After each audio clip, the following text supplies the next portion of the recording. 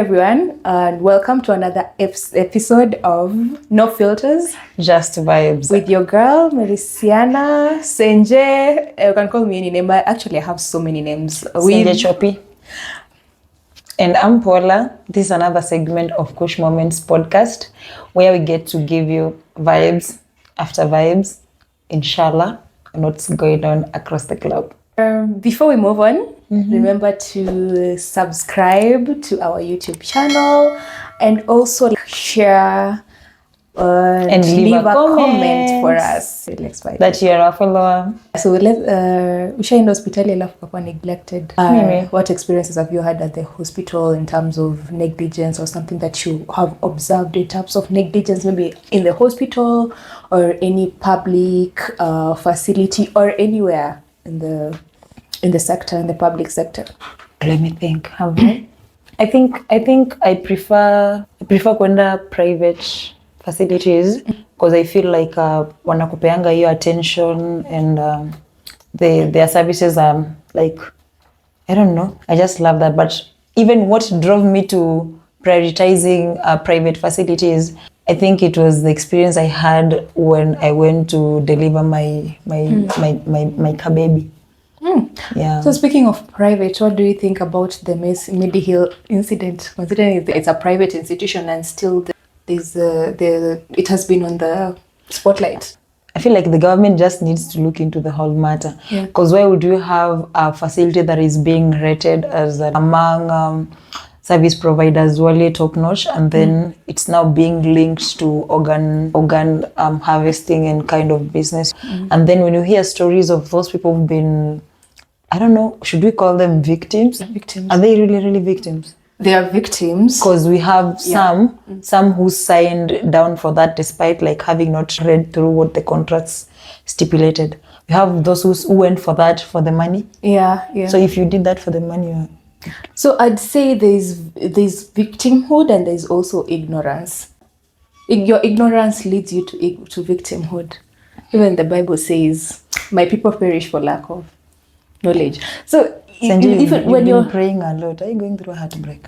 Why? No, you don't need to go through a heartbreak. I know you. Pray. Don't forget, I know you. I'm your therapist. Yeah, I went back to church, so maybe we listen and we understand.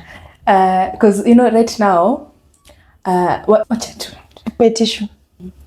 Mana nae. I cry hadi jai drum, of which najua wewe being strong. What are you a baby girl? I am. Are you sure? That's why now she pretends like she wants to cry. That's why there's just things that make me really. You're Taliban. You and I know I'm saying the truth.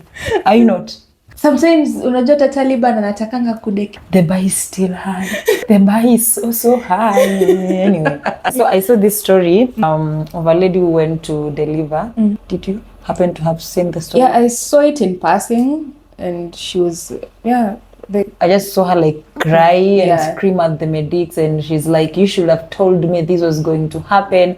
Why did you make me believe everything was all right?" And I was like, what's going on? Just after the Medihill story and the documentary that unraveled what has been going on in Kenya, and it being linked to people you wouldn't want to dive deep into. And before I could even heal, then I come across this other story of a lady. Is it Ndu Oko? And also Ndu Oko spoke about that story, her story with the son, and how she lost that son due to medical negligence. Guys, we are at Zion Hospital and we brought our cousin apate mtoi. They neglected us from 7 till now. The baby died in the stomach. Wameacha cousin yetu atoke akiwa na mtoto kwa tumbo. Mtoto amepass. Guys, they killed our baby. Our baby was supposed to go home in. They killed my cousin's baby. Mtoto wa mtu. Na mtamoja bleed on her way out akufia kama mnyama. Mtoto wa mtu amemfuata. Hakuna mtu alimfuata. So I feel like there's so much negligence apart from the hospital setting. There's so much negligence. Even look at Nairobi, for example, with the Nairobi County government. Nairobi is flooding when it's raining, ni chafu. Nairobi kuna moto. People die, people are getting killed. People are being evicted. People are being evicted as well. For defaulting, even despite the court saying, like, putting a halt to that. Yesterday I was watching news and I saw this lady cry. She really was so sad. It was a sad experience of her. She came back to the house and everything had been auctioned, and they broke into that estate and took stuff, and they're like, we are taking this because you people have defaulted your rent bills and electricity and what have you.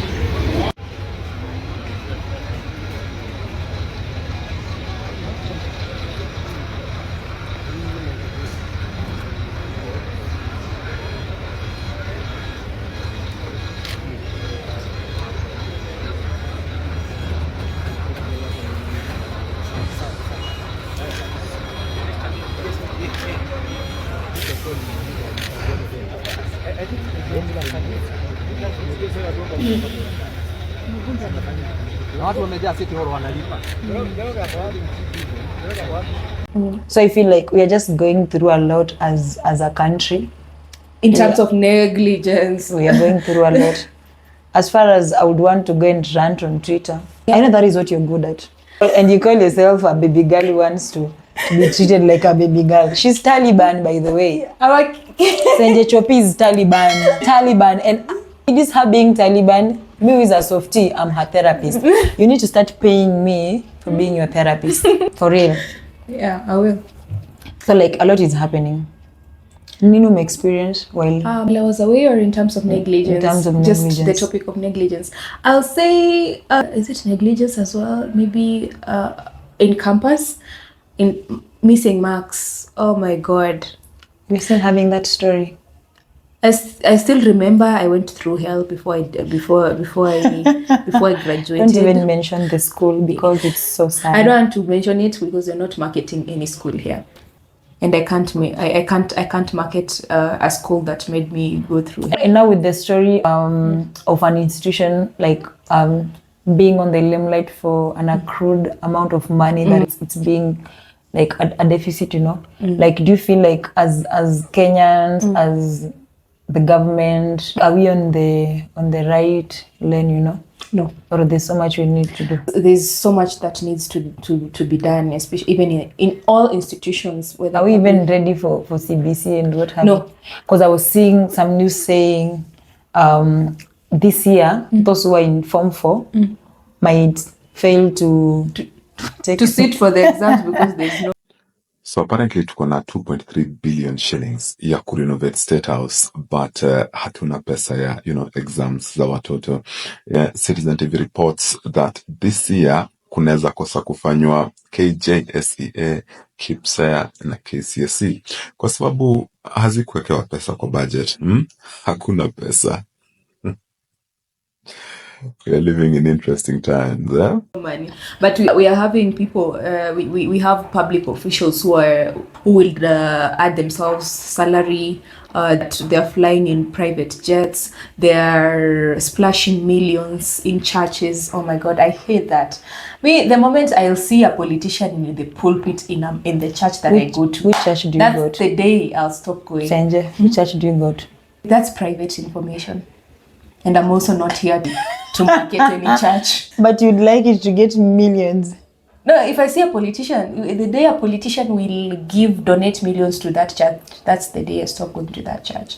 So it's not about the fellowship aspect, it's about the building. And it's not about the building, it's about how the church is supposed to play a role in calling out. Even if you read the Bible, remember even in the, I'll just give an example of David, the rest of the Solomon, and those prophets that were there, Nathaniels, the Samuels of that time. What were they doing? They used to call out bad leadership. You remember Ahab and Jezebel, the prophet that was there, I can't remember his name. Is it Elijah? Ule wa moto. Mwenye alienda mbinguni na chariot of fire. That fire. It's Elisha. Na ule mwenye aliita moto. Mimi sijui. Ule mwenye alikuwa aniita moto. Nani alienda mbinguni na chariot of fire? Elijah alikufa. Si Elijah alienda? So umeniambia tu juzi umeanza kwenda church. Mimi nadhani ni Elijah alienda. Elijah alikufa. Na Elisha alibaki akiendeleza kazi yenye Elijah alikuwa ameanzisha. Na ni mgani alienda na chariot of fire? Si Elisha. Ni Enoch. Walikuwa watu wawili kwa Bible. Mimi nakwambia Enoch ni alienda. Enoch hakukufa, alienda na moto, chariot of fire. Ana Elijah. Hakuenda na moto senje. Anyway, let me know what you think in the comment section between Elijah and Enoch. Nani alienda mbinguni with a chariot of fire? Because at this moment senje is, I know Enoch didn't. You don't want me to shine because I know the Bible. No, I know Enoch did die, but I know Elijah no mwenye alienda na chariot of fire. I disagree. Let me know what you think in the comment section, because at this moment, I know it's... No, let me know what you think in the comment section. I think it's Enoch. I feel Elijah died. Who is the oldest man in the Bible? Who's the oldest person who died? Who's the oldest person? Who did what? Who's the oldest person? The oldest person in the Bible. What's that supposed to mean? See, I'm just asking. So how can I know and I'm merely 20-something? Was I there? When we saw the Bible. I just want to flex. Anyway, let's go. Let me think. As I'm still thinking, juzi kumekuwa na moto Gikomba.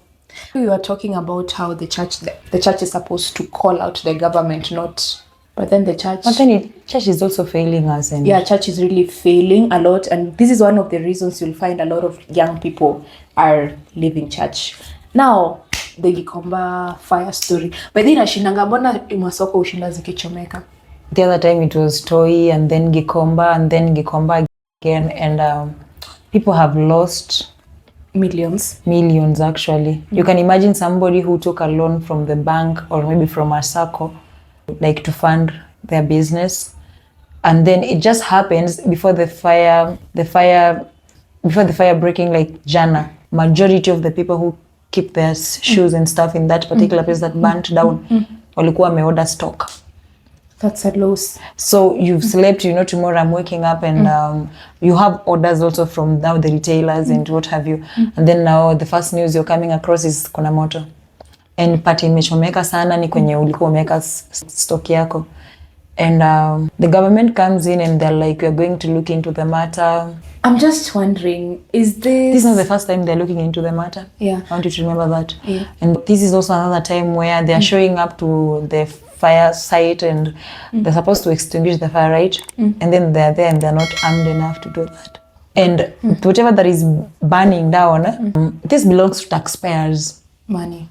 These are people who pay taxes. They don't just run that business. These are people who have families, they have kids in school, you know, they have rents. If they default the rent, you come and auction their stuff.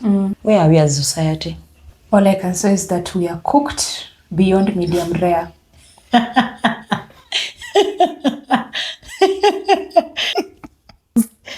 As far as we are suffering as a nation, what is medium rare? What is being cooked beyond? What type of cooking is that? Or is it you learned it from the cake you used to bake your boyfriend? Just asking, you know. But you used to deliver food at his doorstep. So maybe this medium rare thing. But nilikuwa delivery lady. Uber Eats. You are the cook. The packaging person. Delivery guy. Na still the same time ukakuwa girlfriend. Because hata mimi mwenyewe kwangu hata kwetu sifui, so... And then you say we are cooked medium rare. Anyway, that was it on what's really going on in our country. And stay tuned to Kush Moments podcast because we still have so much in store on what's trending and gossip. I'm adjacent. Yeah, we have so much cooking in the kitchen and boiling. Yani kuna madufu. Personal. See you next time.